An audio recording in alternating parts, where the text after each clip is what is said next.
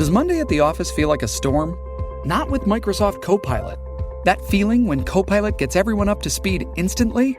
It's sunny again. When Copilot simplifies complex data so your teams can act, that sun's shining on a beach. And when Copilot uncovers hidden insights, you're on that beach with your people, and you find buried treasure. That's Microsoft Copilot. Learn more at Microsoft.com/AI for all.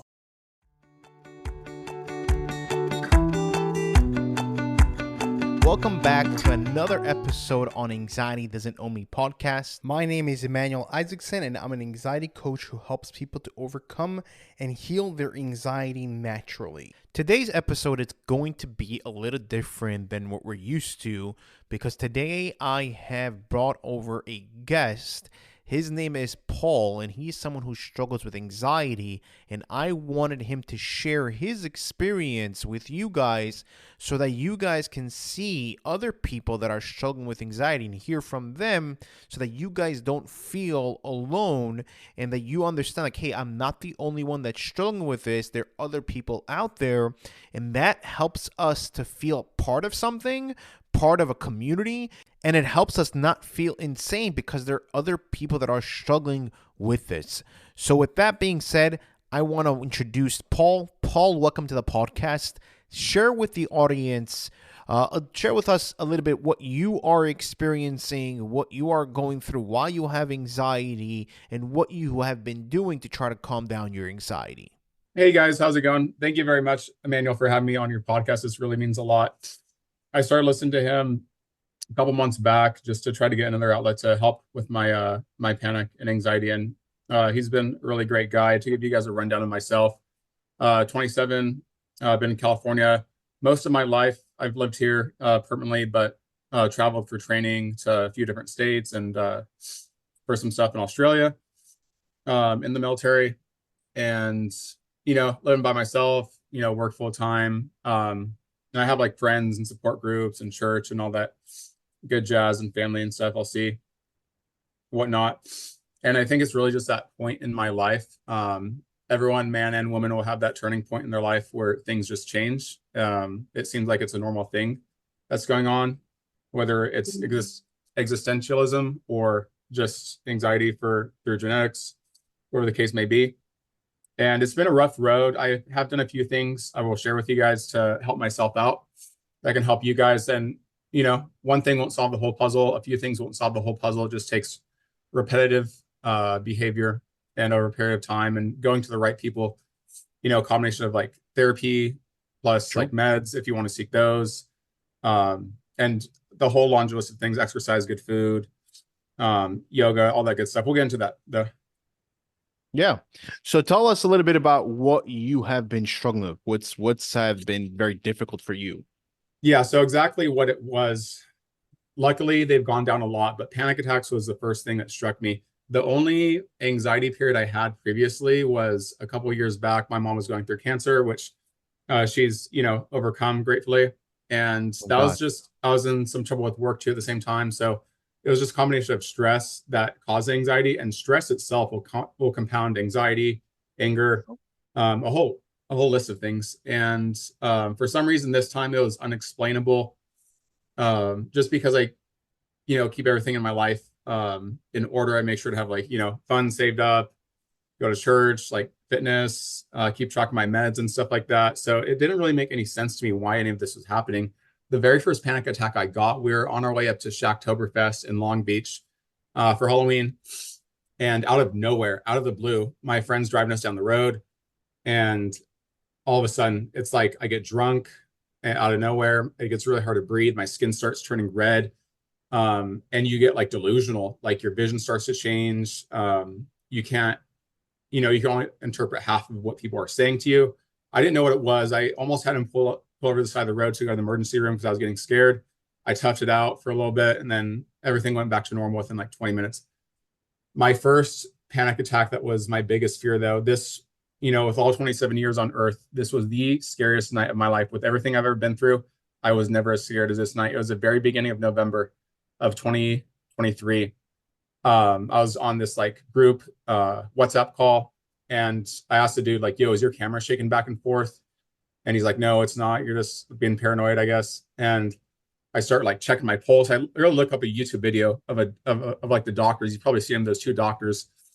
And I look up like how to check your pulse, and then I figure out what like the normal pulse range is. I'm like, oh shit, my pulse is oh shit, my pulse is really high right now. I check my blood pressure. I'm like, why is it so high right now? Something's going wrong. I lay down in my bed. I'm like, this feels better, but I really don't feel the way I should feel right now. And I get so concerned and so freaked out, and it's getting harder to breathe. I thought my life was over. I honestly thought this was the last night on earth for me. So if any of you guys ever experience that, like obviously, you know, if you really need to go get checked up at the hospital, but just know this could be anxiety.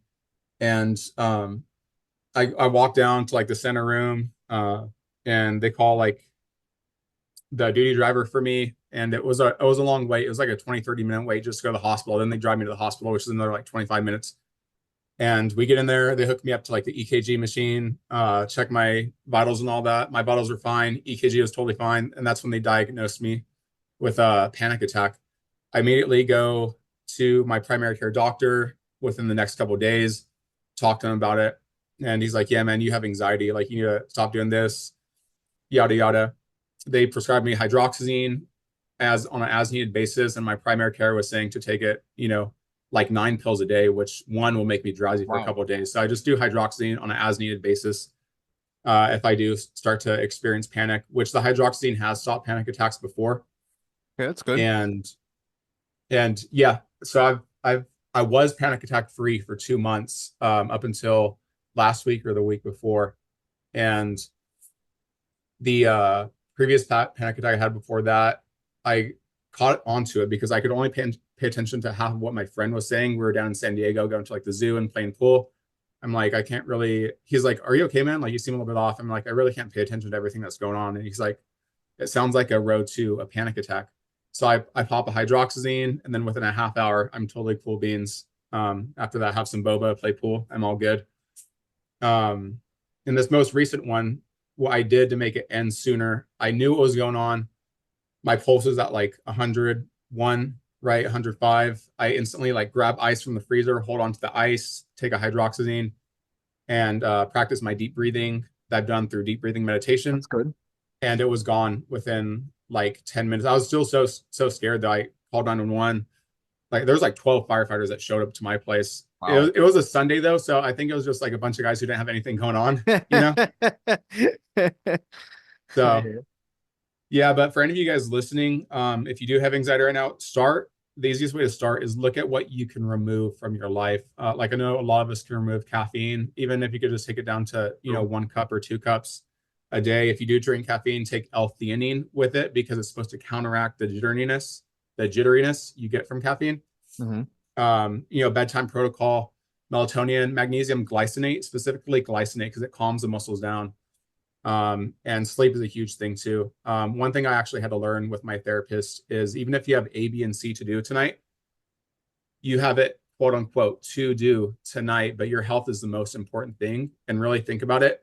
Whatever is still on your to-do list, you need to put it off to the next day because that's just how life works. That's how they told me that. And I've been doing it for like a week and a half now. And I've been getting more sleep now. So it's amazing. Just do that. Yeah. That's amazing. I'm glad to hear that actually that you are actually implementing those things, and your therapist is right. Your health is more important than anything else. Without the health, you can't do anything. As you know, with anxiety, you feel like we're paralyzed, right? We can't do anything. So that's a really good step forward in getting to that place of being anxiety free. Let me ask you a question. This is very important. A lot of people do have a struggle with this. Is that do you believe that one day that you'll be anxiety free, like you won't have any anxiety? Now, of course, you can't get 100% without anxiety. Everybody has a little bit of anxiety, but to the level that you have right now of an anxiety disorder or panic disorder, do you believe that one day you'll overcome this? Yeah, I do. By the time I'm 30, so I'm 27 now. By the time I'm in like late 20s or 30, I will be. It's just a transition in life. I exit the military and you know, 9 months from now. I think that's really what it is. And, you know, anxiety from genetics and whatnot. So I think it's just really a time of life thing right now. That's good. That's good. Because a lot of people don't believe it. And it's so important, that belief, that hope that you have, like, hey, one day I'm going to get out of this situation that I'm in. because it's important. Because if you don't have that, we will never try different things.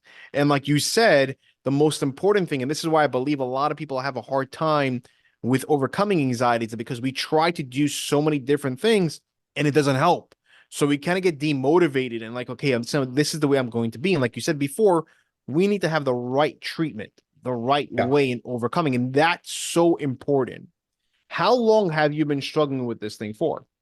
So to be honest with you, I recently started thinking about it yesterday or today. I think I actually have had untreated anxiety for years now. Wow. Because I could recognize the symptoms now, mostly like thought type stuff, whether it's mainly the fear of some absurd thing happening. Like literally when my friend was driving me to church today or the barbershop, we were driving past, there was, those big gas trucks that refill the gas stations. Yeah. Yeah. I just saw one, and this is a normal day, right? And then for some reason in my mind, I picture that blowing up out of nowhere. Wow.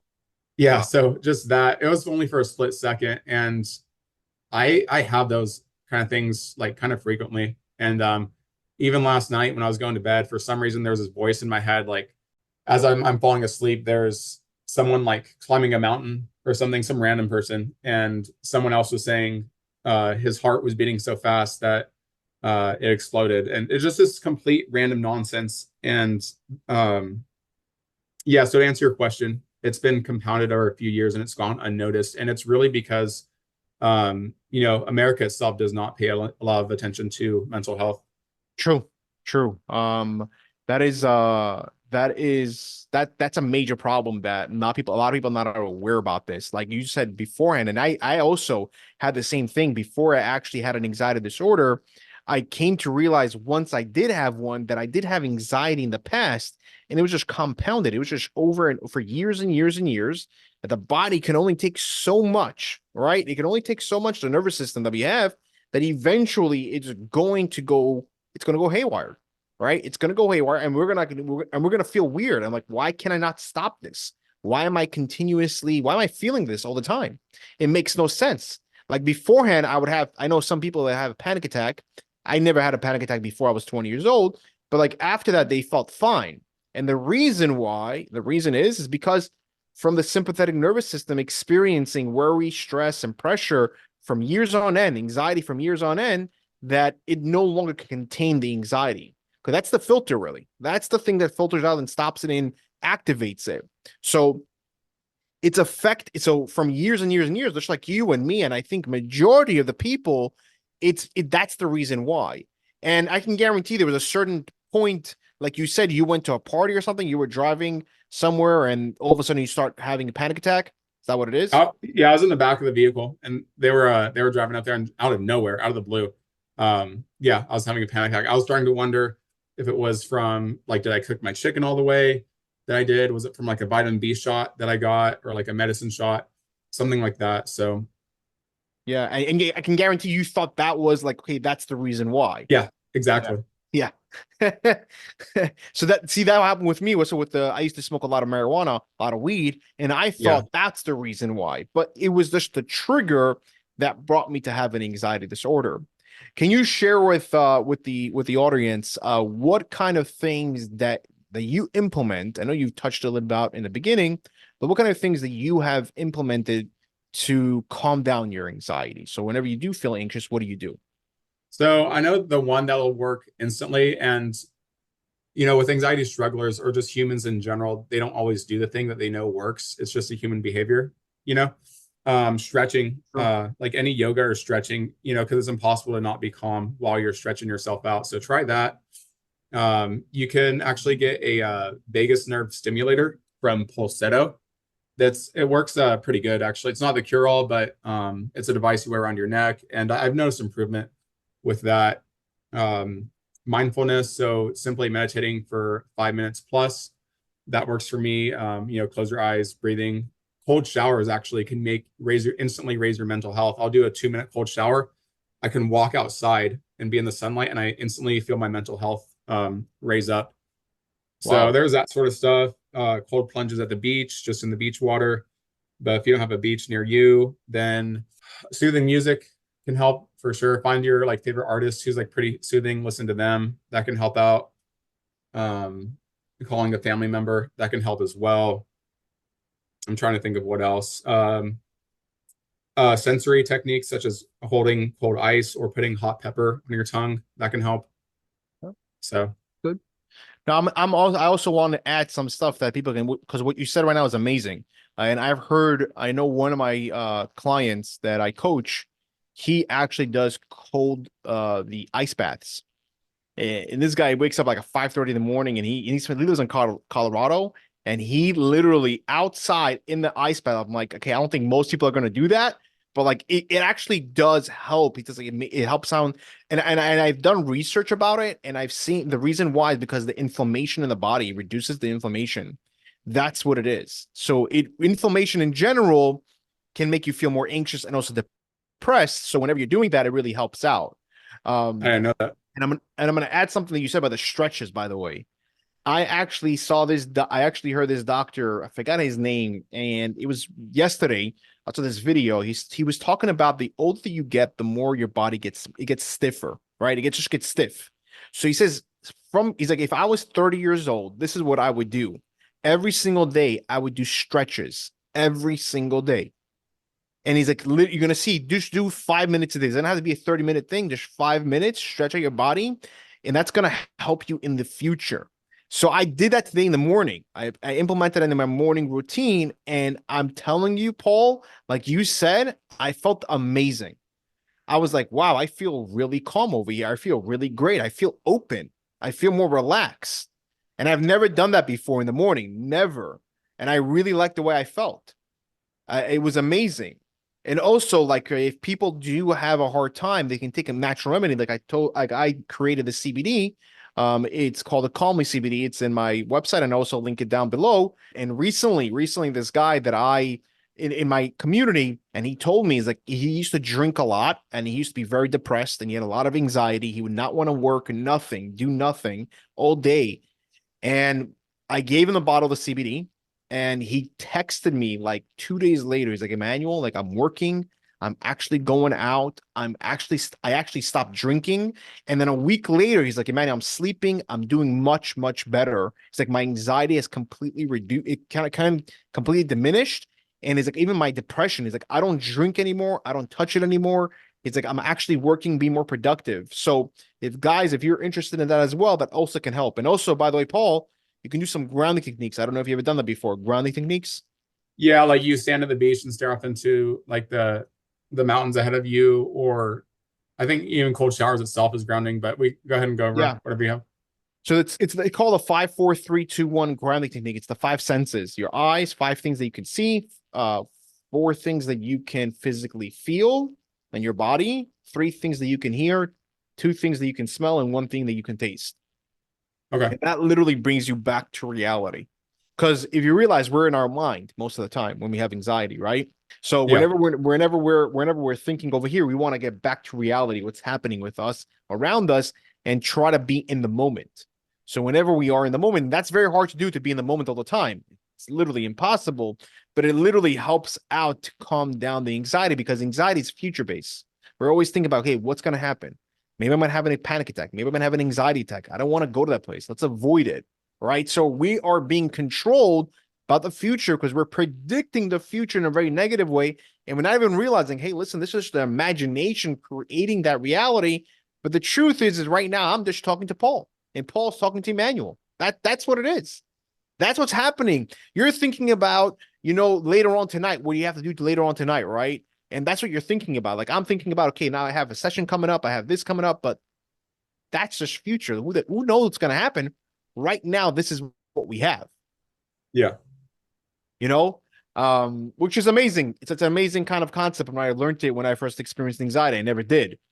Do you think that your anxiety, and this is what I tell a lot of people, do you think your anxiety is a blessing in disguise? Or do you think there was some good things that came out of anxiety for you? I think when I get to my future point, I'll be glad for some parts of the anxiety, because everything that you get hit with makes you stronger. But no, I don't think it's a blessing in disguise, because it brings you so much pain. I would not wish it on my worst enemy. So I think I think that's our slogan, by the way. You should know, I think it's our slogans like I never wish this on my worst enemy. It's like I used to say that all the time, and every single person that I speak with is like, I would never wish this on my worst enemy. Because yeah, it's that bad. It it really is. is. It's so intense and it literally makes you feel like you're going insane. Yeah, I'll go through Right? some of the actual symptoms I go through if you Yeah, want me to. please. Yeah, So 100%. yeah, the ones I wrote down, which there's even more than this, are migraines, chest pains. They could, for continuous days. Nostrils, will literally get clogged because of your anxiety. Wow. Numb, tingling hands going up into your like forearms. Depersonalization or derealization. That was a big one for me, actually. I thought I was going like insane, being like delusional and stuff. I believe I'm going through existentialism. I already know I'm going through a quarter life crisis. That's been told to me by therapists before. Paranoia. Paranoia is a huge one. And it has gotten to the extent I have made up impossible health scenarios just by myself and people have had to tell me that no, that's impossible. And I'll give you the exact case. Like it was like Yeah, please. a week and a half ago, 2 weeks ago. I got worried about like a medicine I took, and oh, it's like a bad injection or something. And I'm like, oh shit, this lump is here for, it's past 4 days now, which Google says, 4 days from what I've heard, it should only be there for 4 days.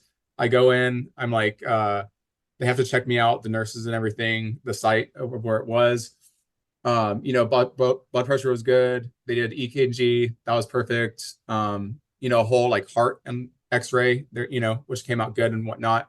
And I asked her, is it possible, if you have like a bad injection where it could like maybe get infected or clog specifically, and then it starts in one area, but then it moves up more towards your heart? And they said, no, that's impossible. That cannot happen. So you start making your own Wow. stuff up in your mind. That cannot even happen. And then I asked the cardiologist dude who did the x-ray of me in my heart.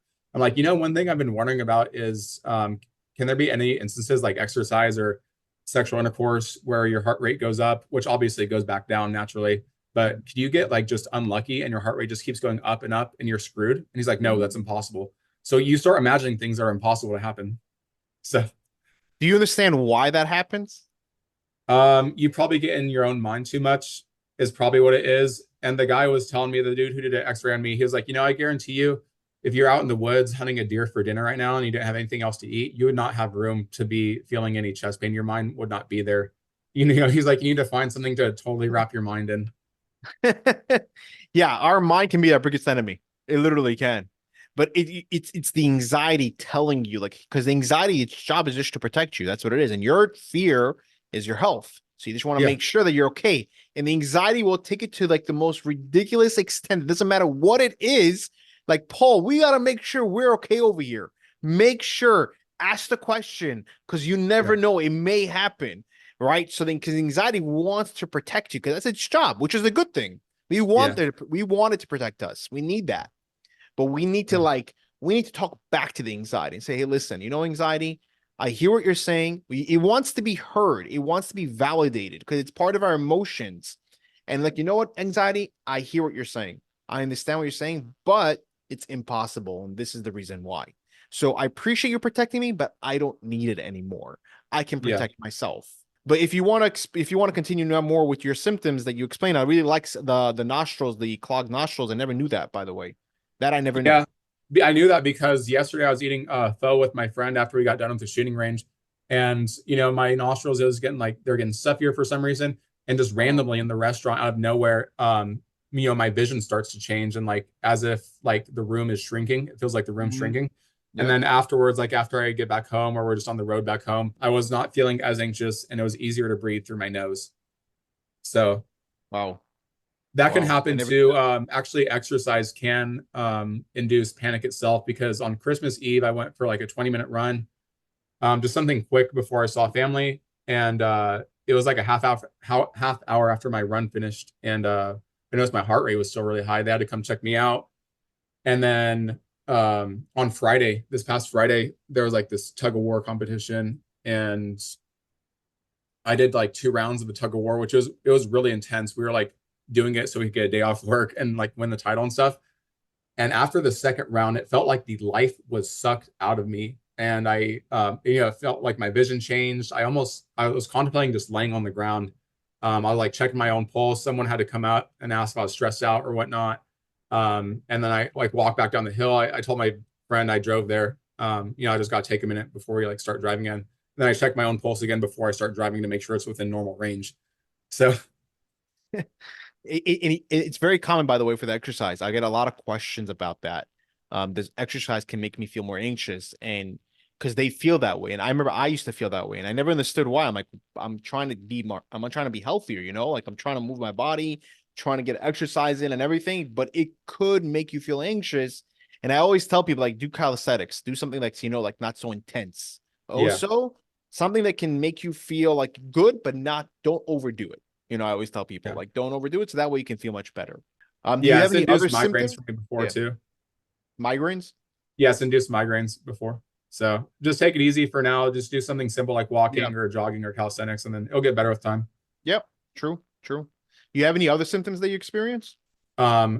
Really fast or really slow talking. A lot of times people have to ask me to repeat myself because sometimes I'll have a stutter.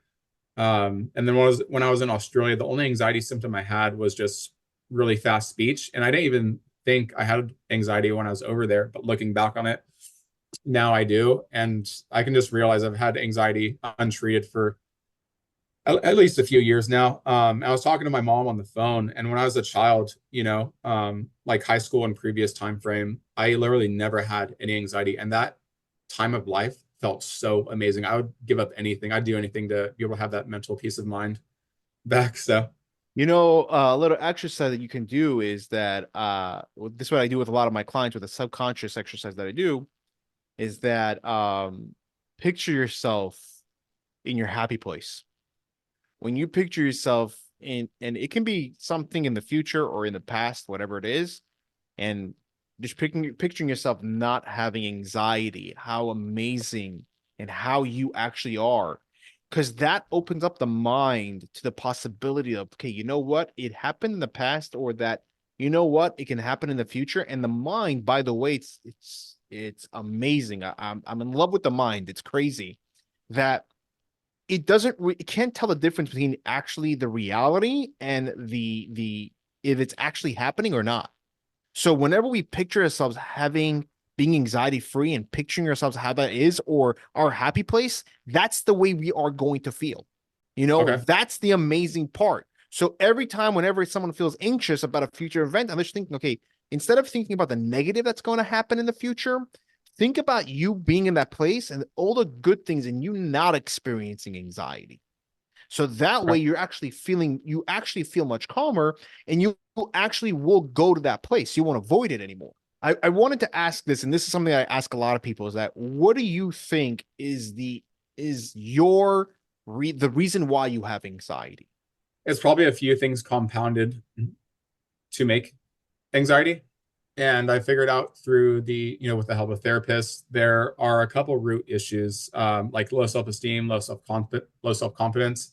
Mm-hmm. And even when you have just one or two issues going on, they can cause 20 different issues. But as long as you work on that one or two issues, that's all you have to work on, and everything else will reduce. But to be honest, why I have anxiety, part of it's genetic, and then part of it part of it is probably just being not in my,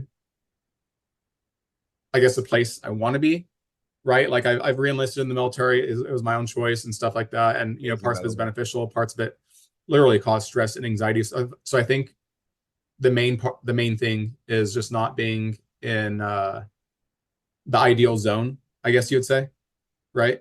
Yeah. And then all the change coming up in life, that's probably it. And then also, like, it could be family stuff too. Like, I don't have any more grandparents now that, like, they've passed, so like family shrinking or like some moving away.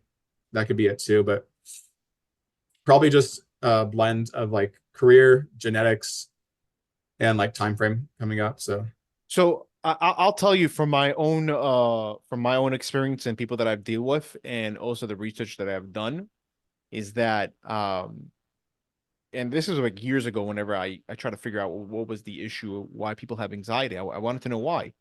And I know nowadays people have it more, it's it's like an epidemic now.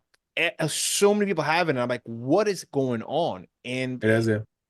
it's crazy. It literally is. I'm like, why is so many people having struggling with this? Before, people weren't struggling as much. Yeah, people had it, but not as much as I had today. And this is one, by the way, one of the reasons why I came into this field to help people, because I realized how much it's actually affecting. I said, you know what, I can actually help. But one of the reasons is that, again, I don't think this is a core issue. I think it's technology. I think it's literally the screen and social media. And that affects, like you said, our self-esteem, our self-confidence. Social media really affects that. And they've done study on this. And there was a show on Netflix. I don't know if you ever saw it. It was it was like a little series. I think it was a documentary. I don't remember. I think it was a documentary. I don't know what it was called. It was about social media, of how it actually affects our mental health. And it was like, I'm like, that makes sense. That makes sense, because it literally came, I don't know how many years ago it was, 2012. I don't remember. I think I know what you're talking about. I haven't watched it yet, but that one's on my list. You have to watch it, man. I'm like, wow, that's amazing. I'm like, this is what it is. And these are people from Facebook talking about it. They actually left Facebook because they saw the effects that it was having on people, you know? And I think this is the reason why. But on top of that, the core issue is the way we grew up affected us who we are today. So there's certain things that we went through, and this is what I do a lot of my sessions, that I go through the subconscious mind, and I literally heal the subconscious mind by showing, whenever you are a child, like I say, Paul, okay, what do you see yourself whenever you close your eyes? What age pops up? And they tell me like about 5 years old, 4 years old, 6 years old. And I literally walk through them through certain scenarios. And I've seen this over and over again with my clients, that they're like, Emmanuel, like the end of the session, like I feel much better. Within a month or two, they're like, Emmanuel, whenever I have sessions with them, they don't even talk about anxiety anymore, because I was able to go to the subconscious mind of where some issues, where a lot of issues that we all have is it, because that's what's literally guiding us throughout our entire life, is the subconscious mind, and our conscious mind is just making decisions within that road. So I'm changing the entire mind, again, to an extent, of course. I'm literally healing it. We're literally healing it, so that way you don't feel anxious anymore. And I think, and I've seen this already for the past, I don't know how long I've been doing this already. So I've seen the effects on people, and I'm like, wow, this may be one of the answers. Of course, there's other things. I'm not saying no, but I'm saying this has been very effective for me. I've done this with multiple clients, and also with my siblings as well, because again, we grew up in a very rough environment. Again, I'm not blaming my parents or anything like that, but like we grew up in a certain way, wasn't the healthiest way. And it affected us. Me, my brother, my sister, we all have anxiety. Me and my brother have depression. And I'm trying with my younger sister not to get to the place of depression. So I've been doing that. And she told me for the past 2 weeks, she's like, I feel amazing. Like I feel much happier. You know, I'm like, thank God. I'm like, good. I'm like, that's really good. I'm glad to hear that. But I've come to realize it's a subconscious mind, because anxiety, when we have an anxiety disorder, it's the subconscious mind that's getting affected.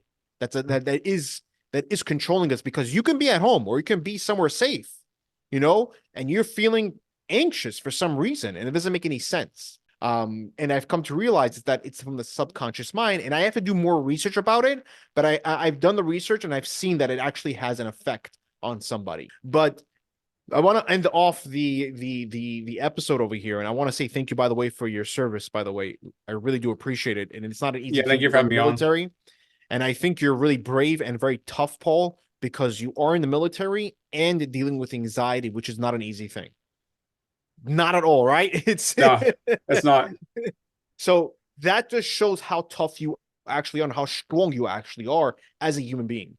But Paul, I want to say thank you so much for joining me and sharing your experience with anxiety, so that other people that are struggling with anxiety can relate and see that there are other people out there that are struggling and that they're not alone. So I just want to say thank you so much. If you did like this episode, please click the like button and leave a 5-star review. The reason why I ask is because this way we're able to reach more people, and the more people that we can actually reach, the more people that we can actually help. Because my mission in this world, my purpose, is to help people to overcome and heal their anxiety naturally and show them that it's possible to overcome. Thank you guys. Take care, and I'll see you guys in the next episode.